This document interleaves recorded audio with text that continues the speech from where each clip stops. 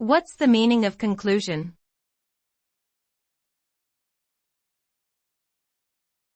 Conclusion.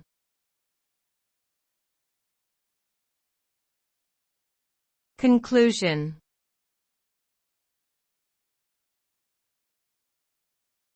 Conclusion.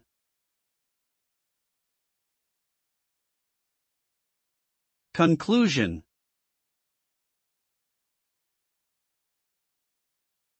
The term conclusion refers to the final decision, judgment or opinion arrived at after considering all the available facts and evidence.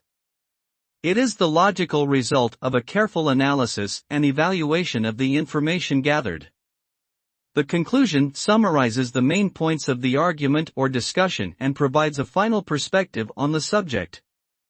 It should be based on sound reasoning and supported by credible evidence.